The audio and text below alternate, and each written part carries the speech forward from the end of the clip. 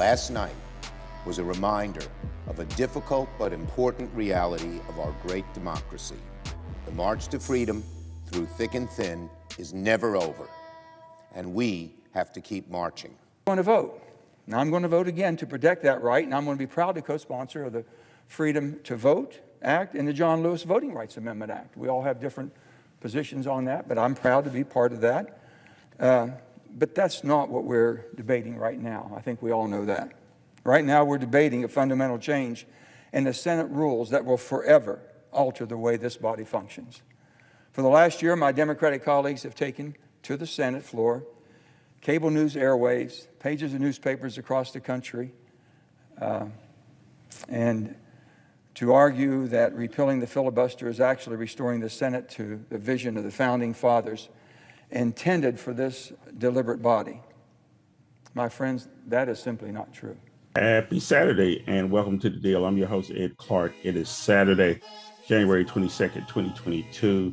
So glad you took the time to come in and join us. If you're watching us on Saturday and you're in North Carolina, you're probably in the house. It snowed last night at a couple of inches in most places. That kind of slows everything down here in North Carolina.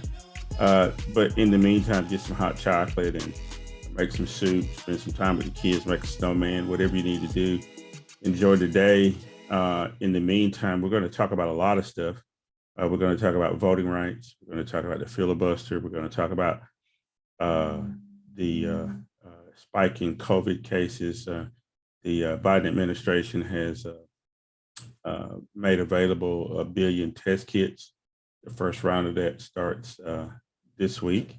There's a website where you can go and register. We'll have a promo between when the breaks on how to get those test kits. Also, there'll be masks available to people, N95 masks, quality masks that we need to kind of help us with this situation. So we got Irv Joyner in from North Carolina Central University Law School to help us talk about all this stuff, because we need a legal analyst, and he's our legal analyst along with Val Atkinson. We're going to talk about that and a whole bunch more. So without further ado, let's get them in. Hey guys, welcome back to the. Good morning and welcome back to me.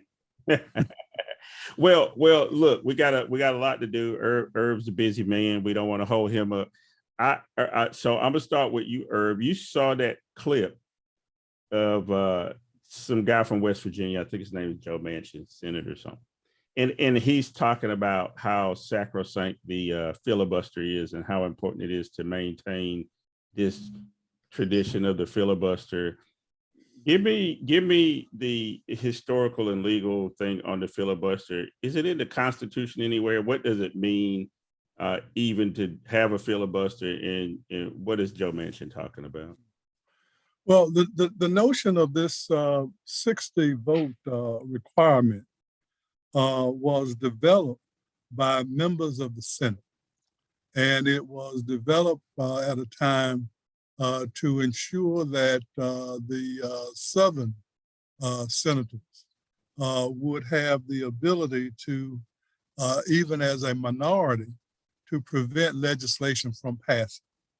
There is nothing in the U.S. Constitution which mandates a vote by a supermajority in this situation, and 60 votes is a super majority. We live in a country that famously advertises that this is majority rule. Majority is 50 plus 1. 50 plus 1%, which is used in governmental affairs all over the country. The House of Representatives uses 50 plus 1. But the Senate rule is one that was developed by members of the Senate for an insidious purpose. Now, Senator Manchin is correct that within the time that he has been in the Senate, that has been the rule. But clearly that is not the history of this requirement within the Senate vote. And it is, as some people would describe, really very undemocratic. Well, Val, I've been making an argument for the last couple of years on this program and in other places that we don't care about democracy. I mean, I think Joe Manchin, to me, clearly is saying that minority rule is okay. You know, we've talked about this whole notion of minority rule in the past. I mean, whole countries ran off minority rule, like South Africa and India were ruled by white folks who came in, and the majority of black folks there had no say. But even here in America, there are situations like in North Carolina where there are fewer Republicans, but they have these super majorities of control over the legislatures. And this is sort of the same case here, where we know that states like Montana and Idaho, who get 2 Senate votes, have an inordinate amount of power anyway. Have we well past the time for the filibuster? And then just from a historical perspective, you know, talk some about what Irv was talking about how we got to the filibuster in the first place. Why is it there? Well, piggybacking on what Irv was saying is absolutely correct in terms of when we started this whole mess. We were talking about what kind of government or what kind of Congress we were going to have in the first place. Was it going to be representative based on number of people in the state, or is it going to be equality? And compromise won the day. And somebody said, let's have 2. Let's have one house based on the population of your state and one house based on equal representation. And that whole equal representation piece was aimed at the smaller states, the slave-holding states, because they were the ones that you needed. They felt the fear that the bigger states were going to outvote them and maybe take away slavery or make things tough. And it's been that way for a very, very long time. You always give the examples of Montana and Wyoming and stuff like that, having as much power as the larger states and that kind of thing. That's the way it is right now. So the Senate, as they call it, the upper chamber, sort of decided that, well, let's have unlimited debate and let's make it difficult to cut off that debate. And when we cut off that debate, you're going to need a supermajority to make it happen. That changed all the rules, as Irv was saying, away from democracy of 50% plus 1. And it made it so you used to have 67 senators, and now you still need 60 in order to stop voting or stop debate before you can start voting. And, you know, at some point, we're just going to have to get over this whole notion that Wyoming and Montana are going to be injured if they have to fight California and New York fair and square up front. And we just need to have democracy in the whole country. Well, I want to remind folks you're watching The Deal or you're listening to it. If you listen to the podcast, that's Val Atkinson. You hear in Irv Joyner's in with us this morning. Irv, one of the other points that Joe Manchin made at the beginning of that clip, he said he's in support of some voting reforms, and he specifically mentions the John Lewis bill. Can you talk to me about, so if he's serious about that, and we can't get the cloture, we can't get the filibuster passed, do you expect that there's going to be these individual pieces of legislation to deal with some of those topics that are in the larger bill? Because if we can't get the larger bill ever considered, how do you get to what Joe Manchin says he supports? Well, you know, that is a fanciful notion. The larger bill was crafted in a way that disparate groups could support particular provisions, but not necessarily all of them. And the compromise is to put them all together so that the larger group would be in favor of and willing to pass that larger bill. there is no guarantee that if you break pieces up, that you're going to still hold that group of people together as you move forward. So it's the kind of speculative notion that's being presented, that if you break these things apart, that you're going to be able to get them passed. You still have the 60 vote issue that you have to contend with. Now, the irony of all of this is that 50 plus 1% of the Senate can change the rule, but 50.1% can't override the veto. So there is this notion lurking in the background that majority rule is present in the Senate, but you just can't shut people up with 50%, but you can pass legislation with that. And I think that probably what will happen is that you're going to have to wait until there is 3 or 4 more people who are on your side that gets elected in this midterm election to be able to pass this larger piece, which is needed, because on the voting rights end, there are pieces that you can't take out and take away from the viability of the larger piece of legislation. So Val, I'm going to say Irv won't. Manchin is a lying-ass liar, right? So he knows full well that, as Irv says, that you still got to have 60 even if you break this thing apart. What does this portend, though? I need for you to put on your prognostication hat here. What does this portend for the midterms? There are a number of Senate seats available, and the majority of the folks who are in jeopardy or have to, compete for their seats are Republicans to keep their seats, right? Now, we know that they have shenanigans going on trying to disrupt voting and to keep people from the polls. We know that coronavirus is still around. We know that the economy is acting kind of crazy. If you take all of that in totality, what's the realistic opportunity for the Democrats to get to 53 or 54? Because you also got to hang on to the seats in Georgia. I think the opportunities are excellent, Ed.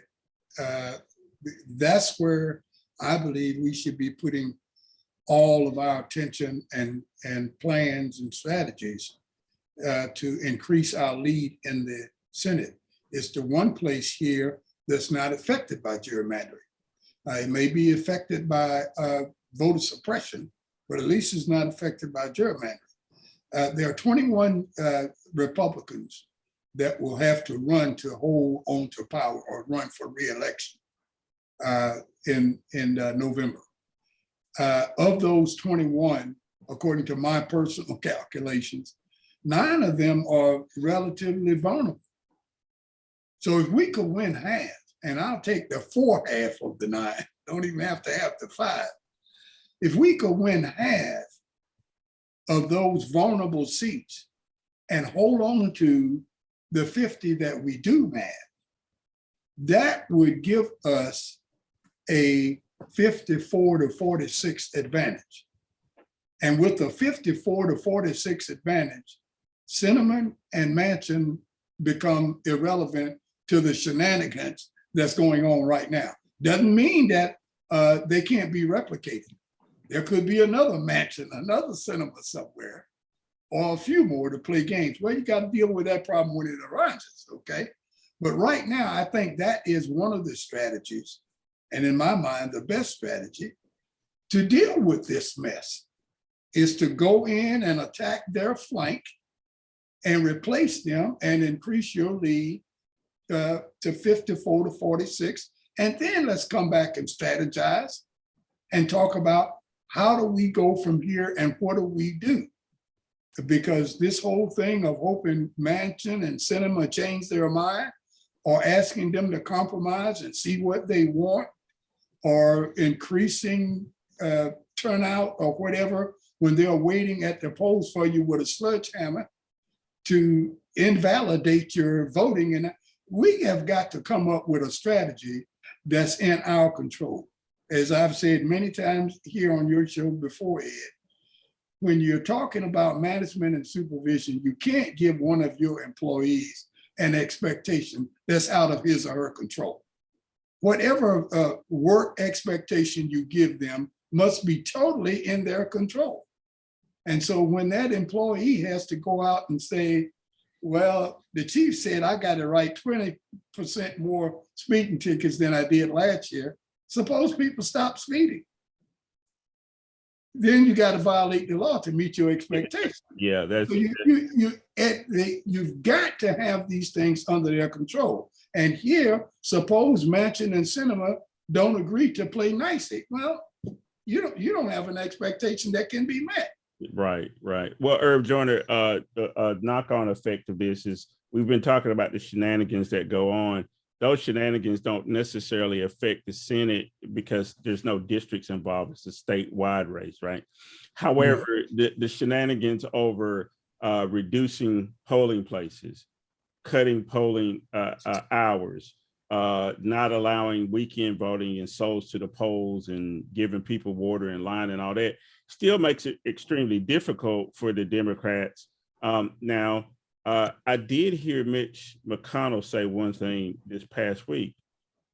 I'm gonna play a clip and we'll talk about it.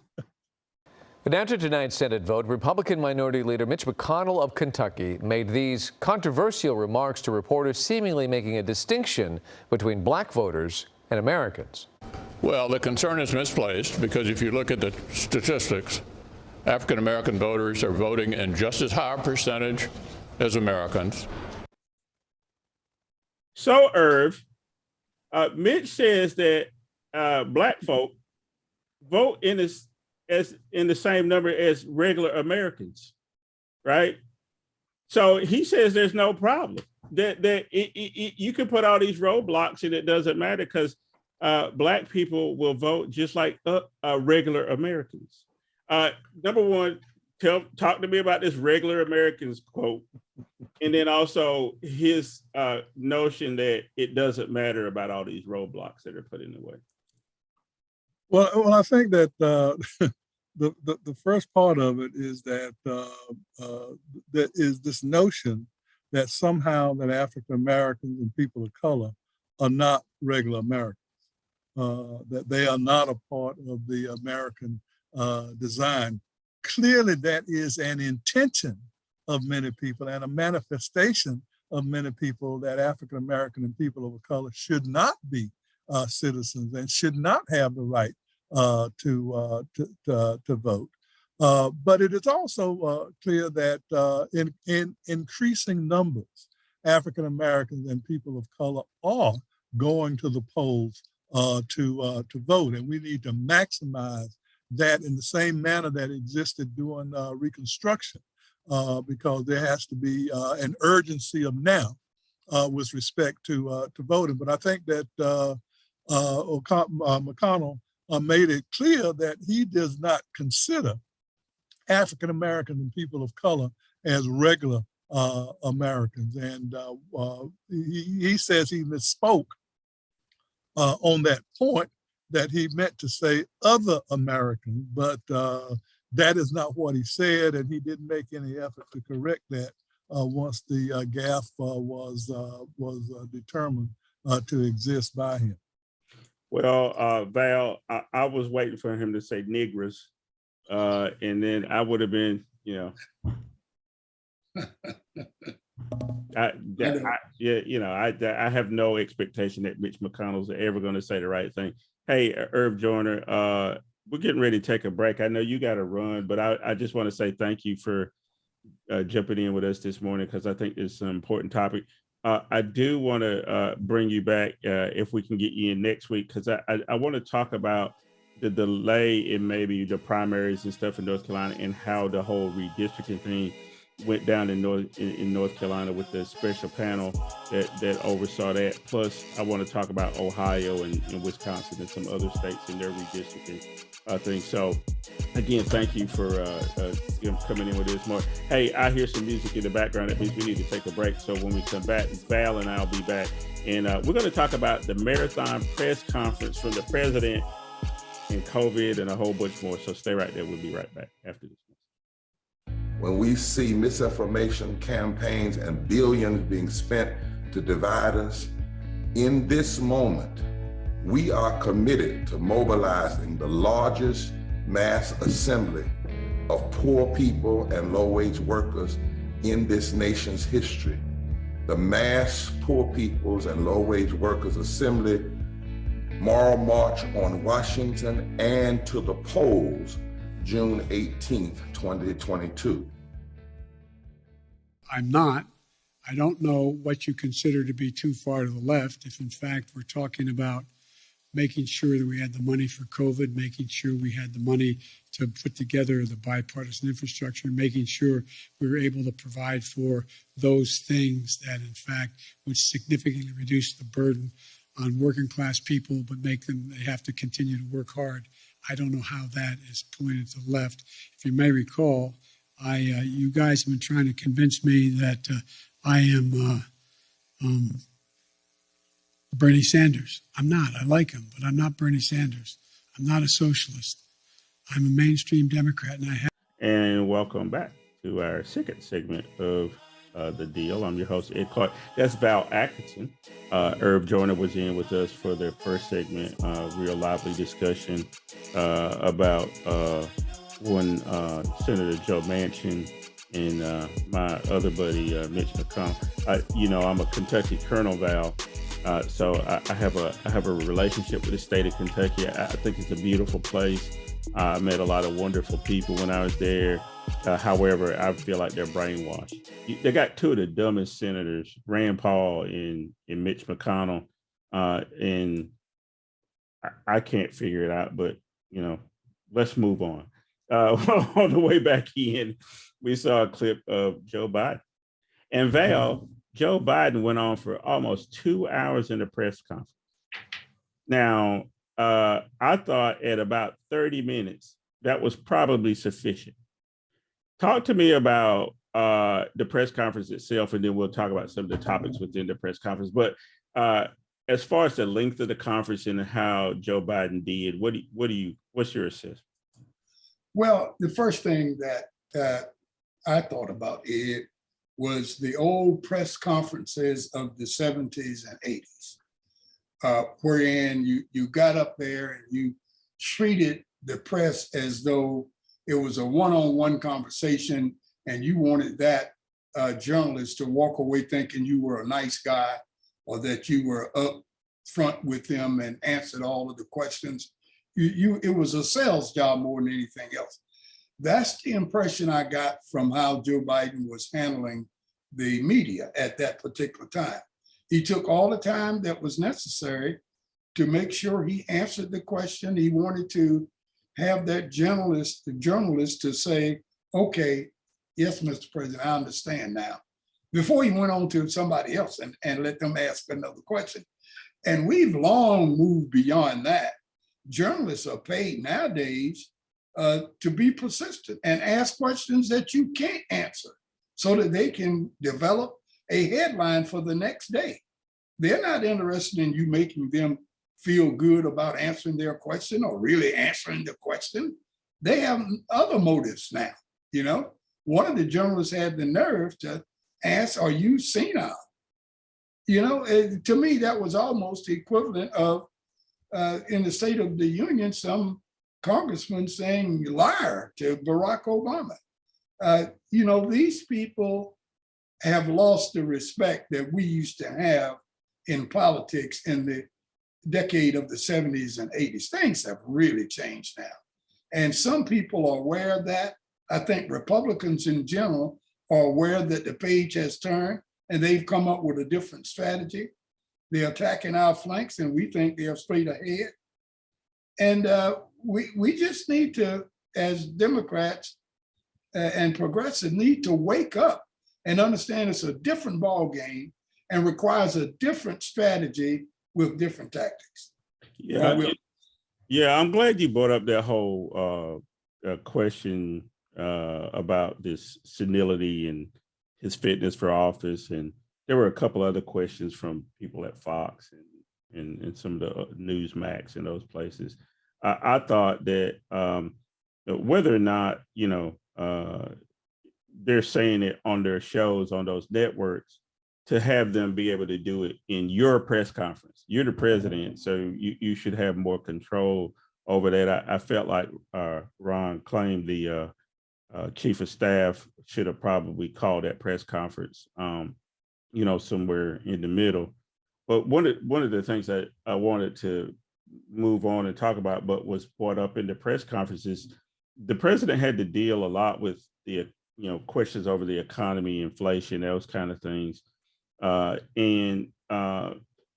of the things that I'm most concerned about is whether or not Biden can convey the message that, one, things are the way they are largely because of coronavirus.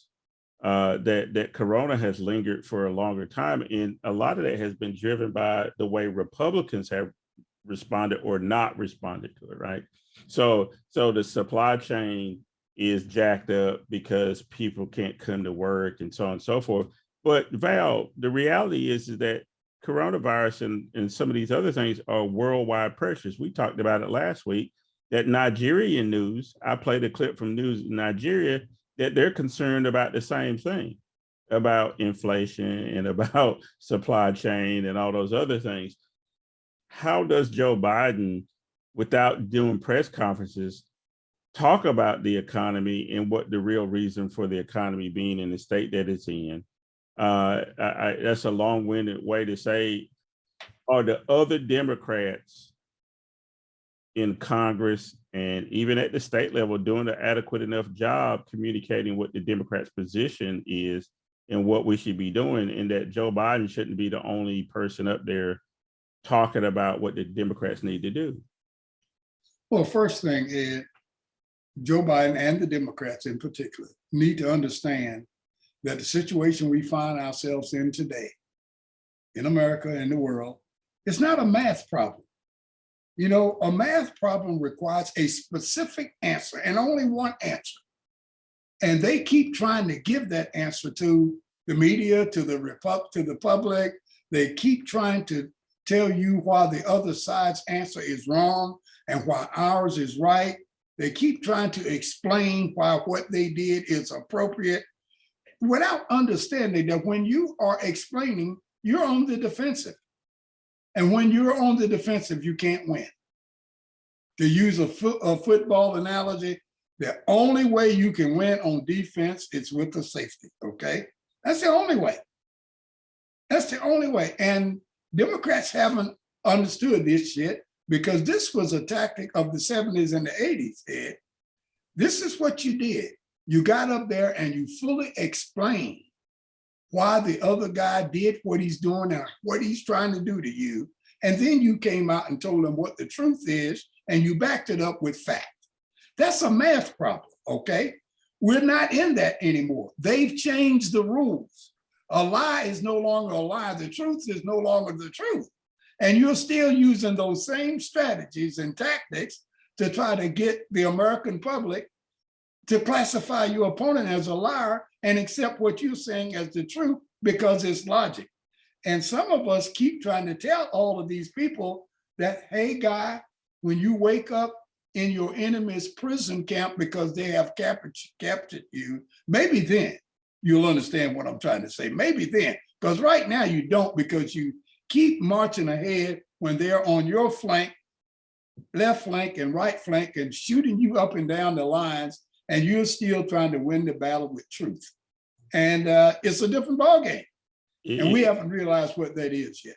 Yeah, it is a different ball game. One of the things that may help the Democrats, I don't know, it started to emerge a little bit this week, is there's some discord between people like Ron DeSantis and the former president, and some name calling going on. a lot of Republicans are still dying from COVID, and people, right-wing talk show hosts and evangelical preachers are dying at record numbers from COVID. And you would think that at some point between the discord between Trump and DeSantis, so I said his name, I was trying to avoid it, between Trump and, so I'm gonna have to play a clip on him when we come back. But this discord, can that help the Democrats, or should we just stay away from that and let them implode on their own? There's you can go online and there's whole websites that show Republicans who've died from COVID, and they kind of mock that, which I don't necessarily think is a good idea. But like I said, and then Trump and DeSantis have this disagreement, and some other Republicans. Is there any way to play into that, or do we just stay away from that and work on ourselves? Well, we've got to come up with a strategy that is under our control, first of all, that is not dependent upon the other guy waking up one morning and say, oh, I see, I'm sorry, I didn't look at it that way before. Or the other gal to say, you know what? They've been feeding me a bunch of bunk, but when I heard you tell the truth last week, I see that they've been lying. Now I'm ready to listen to you. If you still believe in those two fantasies, keep on doing what you're doing, because that's what you're going to get. And what we've got to do is get enough Democrats and progressives to get off of that boat and come on land and develop a new strategy, guys. And that is the hardest thing I find to get, that is sellable to Democratic decision makers, Democratic strategists and office holders, and those kind of people who make the decisions. It is difficult to get them out of that 1970s, 1980s bag, as Jane Brown used to call it, and get them on deciding anew, afresh, what is our plan going to be? And it has to be a plan that is not contingent upon you changing the mind of the little old widow lady in Iowa that think that everything Republicans say is true. If you put all your eggs in that basket of trying to change her mind, you'll be here doing this in the year 3535. Because you can't win that. Yeah. But I find it difficult to convince people that you can't. And when I look up and I see strategists and office holders continue to go down that line, I just get tired. I don't know what else to say.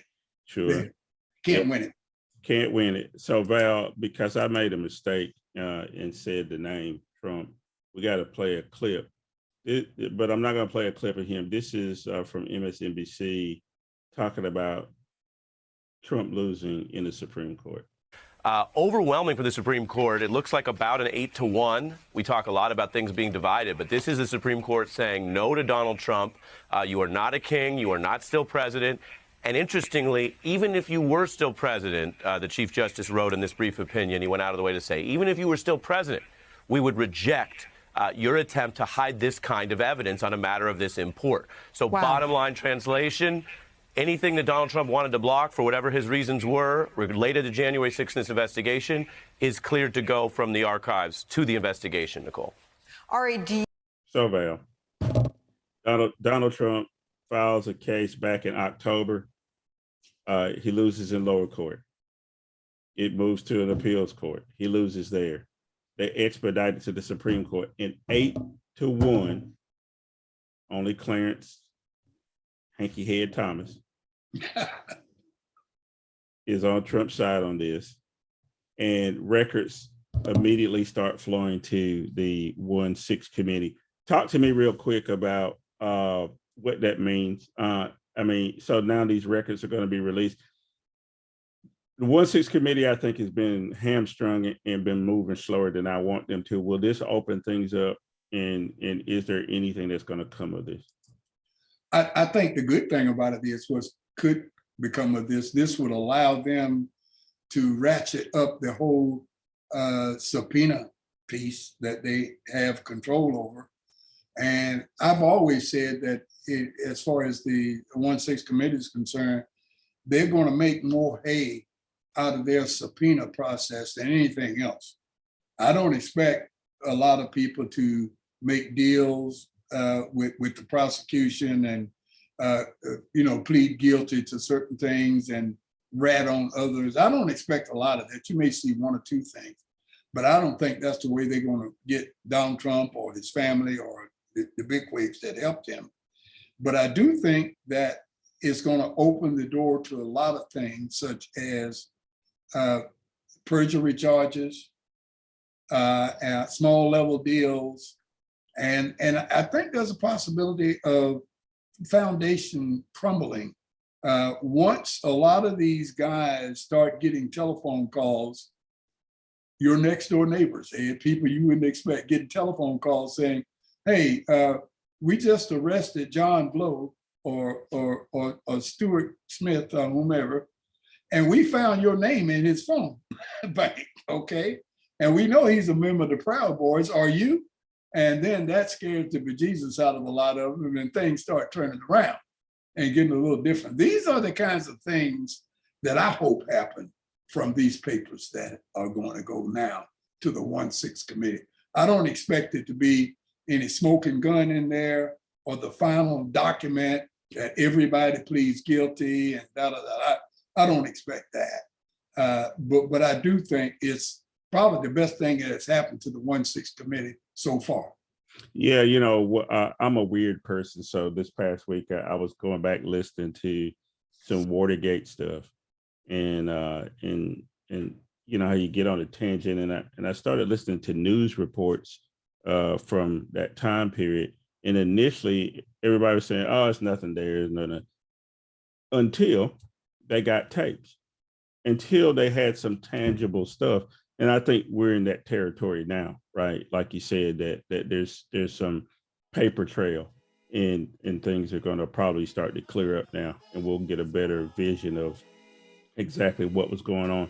You know what, Val? It's time to take a break. When we come back, I want to talk about the state that's above us, Virginia, and some stuff that's going on there with the new Governor Youngkin, and also talk about some other legislation around critical race theory and some other stuff. So I hear the music in the background. So we're going to take a break. When we come back, we're going to talk about Virginia. We're going to talk about COVID and whatever else we can fit in the last segment. So stay right there. We'll be right back.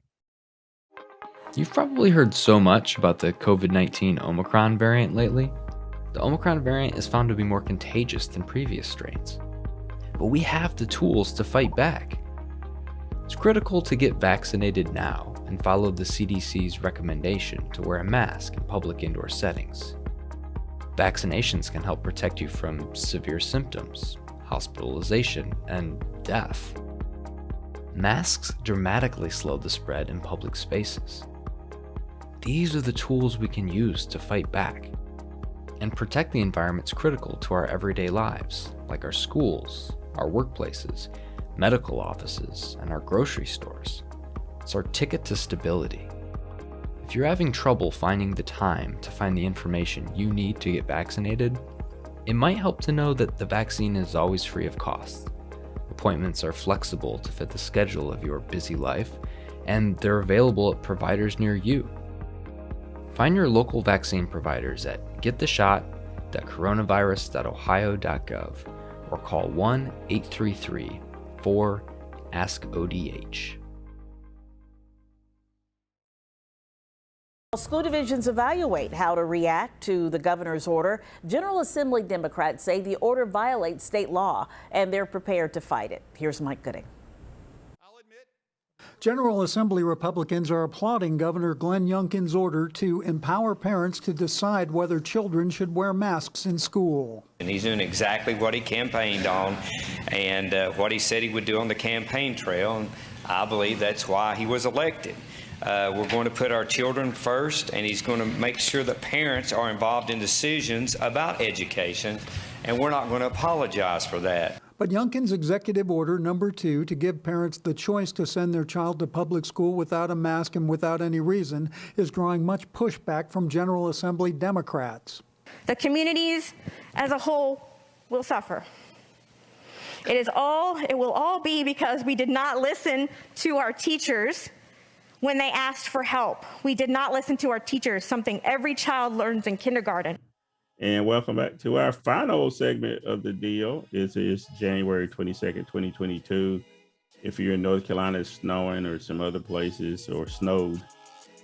You know how things shut down here in the Raleigh-Durham area with snow, but it's all good. I mean, like I said, you should be drinking hot chocolate anyway. So maybe you made some snow cream. I don't know. So folks from the South know what I'm talking about. It's because you couldn't eat the snow from last week, right, Val? Because you can't eat the first snow. You had to wait till the second snow. But on the way back in, Val, we saw a clip about state of Virginia, one Governor Youngkin, who ran, he said, in the middle. He said that he wasn't a Trump acolyte. He was going to do something different. And the first thing he does is sign a whole bunch of executive orders trying to keep schools from having mask mandates and all kind of other nutty stuff that these governors are doing that they think is going to either keep them in office or, I guess, propel them to some national prominence. Talk to me about Virginia, because Virginia was probably the first of the old Confederate Southern states to really be purple and blue in a lot of cases. What does Youngkin's win and now ascending to office, and now he has to govern, but the way he's governing, is that going to have an impact on his long-term prospects? Because I don't think Virginians are really red. At the most, they're purple, but he's trying to lead like they're red. Absolutely. In my opinion, Youngkin has won his last gubernatorial race, his first and his last. He wouldn't have won this one had Democrats had a better candidate, I believe. So they didn't have the very best candidate they possibly could have had. So that was problematic. The other thing is that I haven't researched it, but I'm not going to be surprised if I learn that the African-American turnout was not as great as it should have been. And so those two things together possibly could have set the stage for a Youngkin victory. But I think he's overestimating, or his handlers are overestimating what it takes to be successful. If he's thinking that the people in Virginia will want him to be a far right person, I think he's kind of wrong about that. I don't think that's what they want. I agree with you. Virginia is a lot more purple than people give it credit for. As a matter of fact, is leaning toward blue. And when all is said and done, I think Virginia will show its true colors. But right now,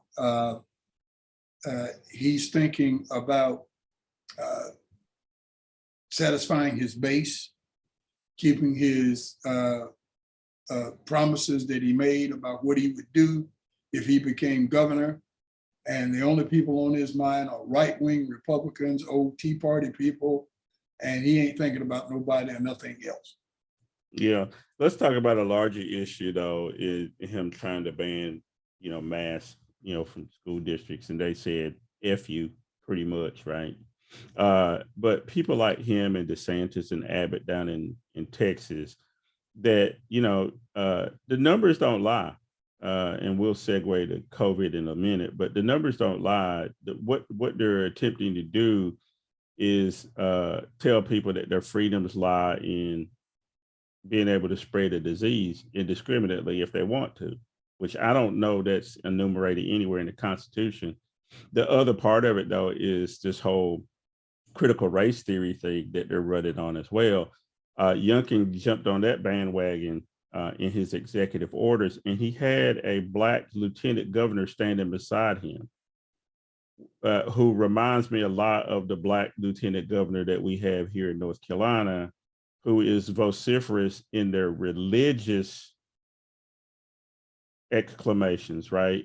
And somehow some Black folks and a lot of evangelical white folks have equated Christianity with being Republican, which is weird to me.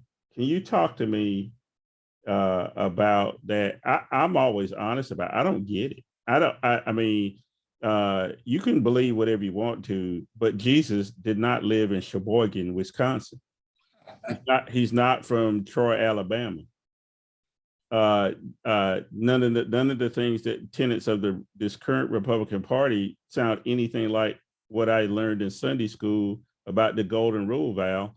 And I will dispute with evangelicals and religious folks that somehow their views equate to republicanism or whatever. It's not even. I know it doesn't equate to republicanism. Whatever the hell this thing is that this party that's called the Republicans is doing. Can you talk to me about the evangelicals and their bent towards this? I think it's dangerous, Val. Well, I think what right-wing Republicans saw on the political landscape several decades ago, starting with Ronald Reagan in the late 70s and early 80s, was that you had a block of voters that no one had really captured as their own. That was the evangelical vote. And they started thinking about what are the things that they want. You know, they wanted to get rid of anything having to do with forcing another religion on them, or not allowing their freedom to be, their religion to be the religion of the country. And so right-wingers start going after these guys. Shortly after Roe, they found out that they had an issue that was abortion, that evangelicals could line up behind that 100%. And they did very well. There's a book out, and I was looking up on my shelf for a few seconds ago, trying to see if I could locate it, entitled How Republicans Stole Religion. It is an interesting title, but they've done that if you think the only religion is Christianity. Christianity is a Western religion, regardless of where it started or was trying to get started. It has become a Western religion. So if you support Western style politics, if you support Western culture, Christianity is your religion. And that there are religions for other areas all across the country, all across the world. And even in Africa, sub-Saharan Africa, where we have our ancestral religions and those kinds of things. But Western culture has always looked upon Christianity as the religion of the West and a religion of, therefore, white people.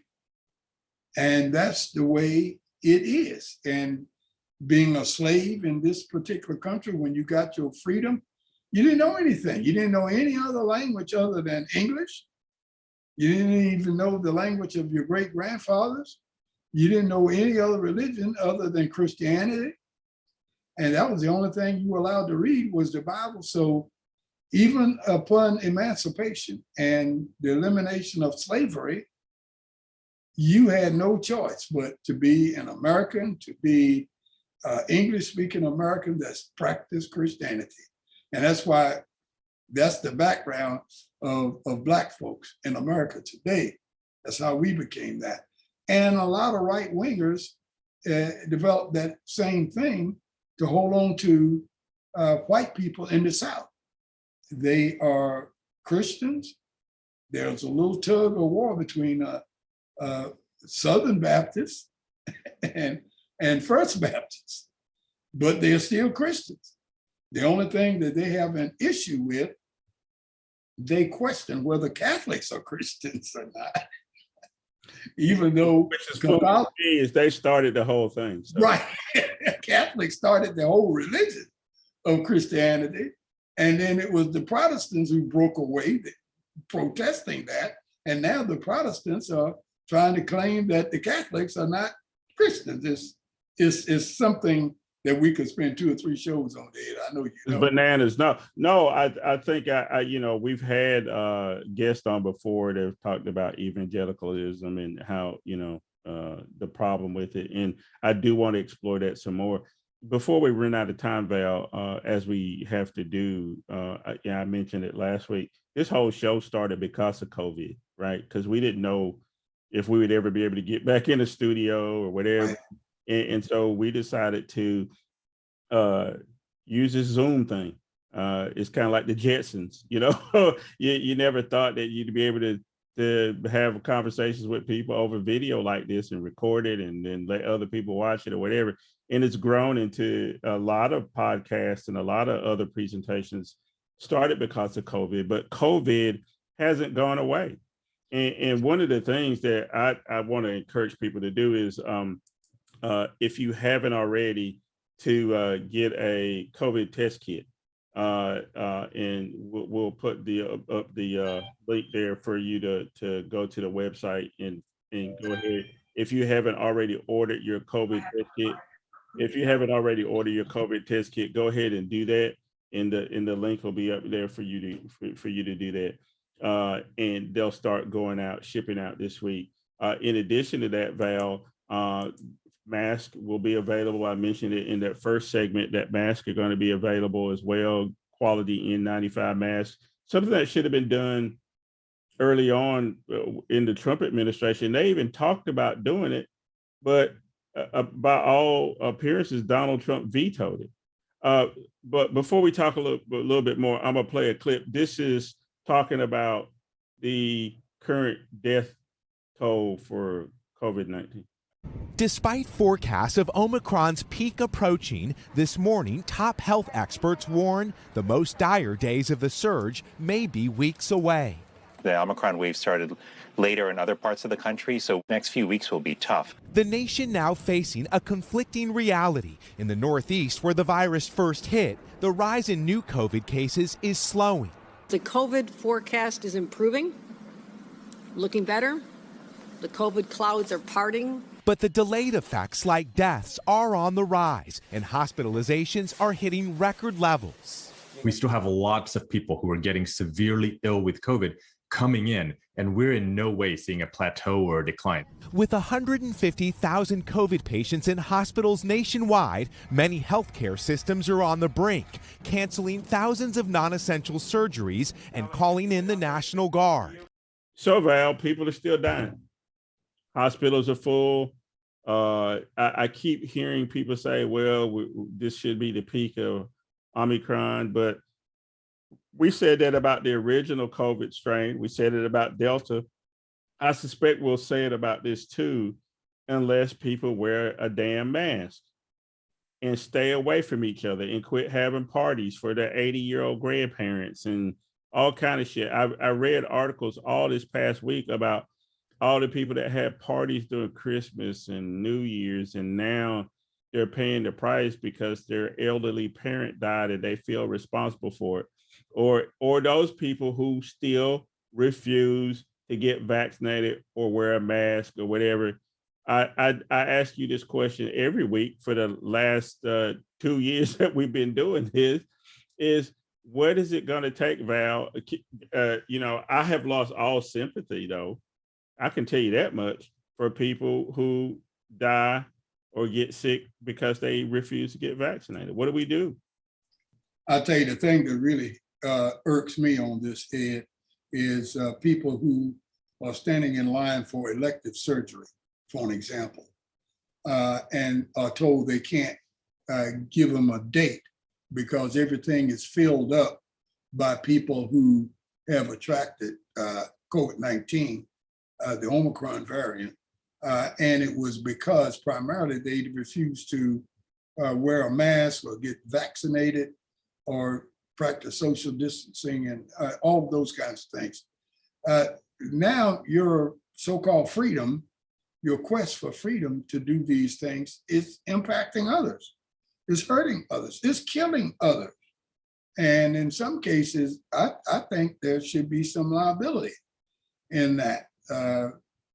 if you decide to, through your acts of omission, cause harm and injury to others.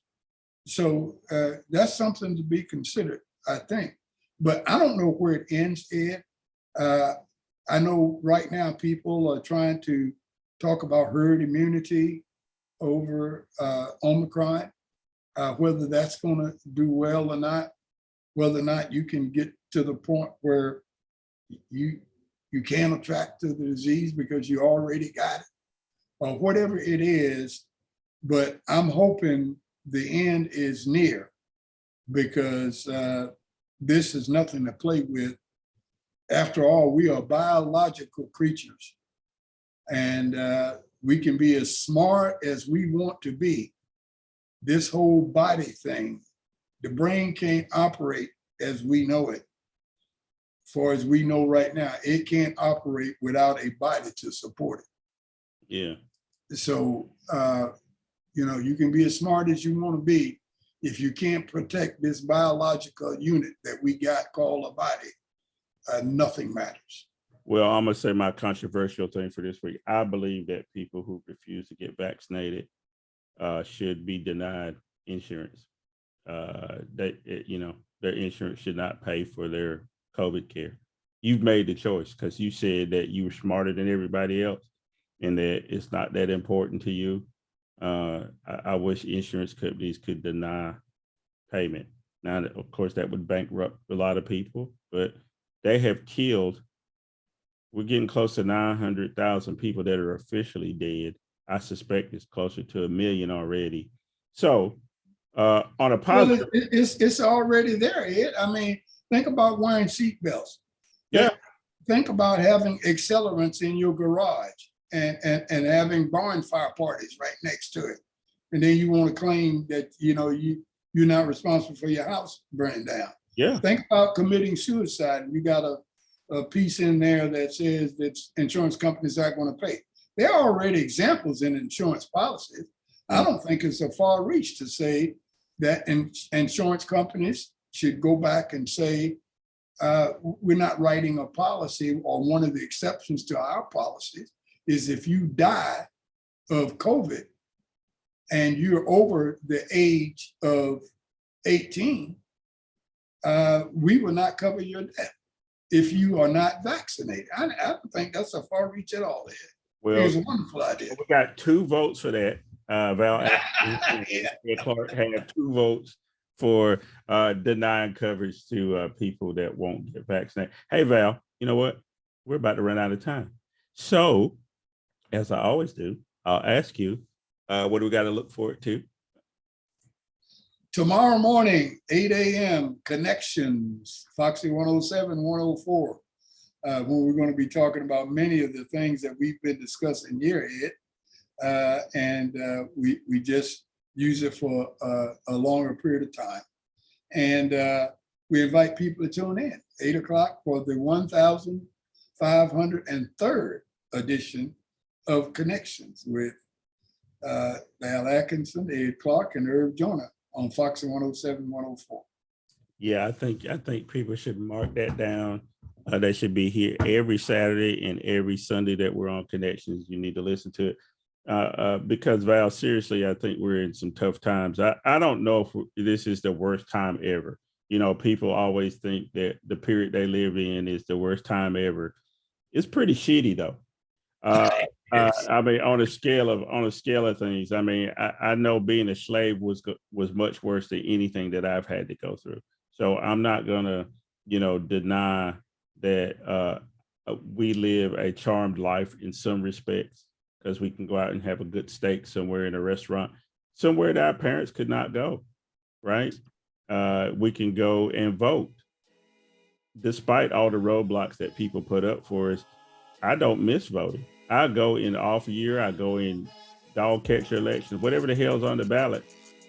I'm there voting on it because I think it's that important. So I hear some music, so that means they're telling me to shut up. So Val Atkinson, thanks a lot again. Thanks, Irv Joyner, for being in with us today.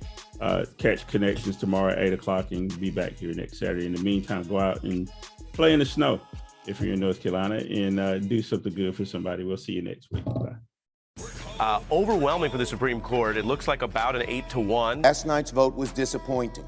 It will not deter. School divisions evaluate how to react to the governor's saying the filibusters and dispense. What's going on the And last night was a reminder of a difficult but important reality of our great democracy. The march to freedom through thick and thin is never over, and we have to keep marching.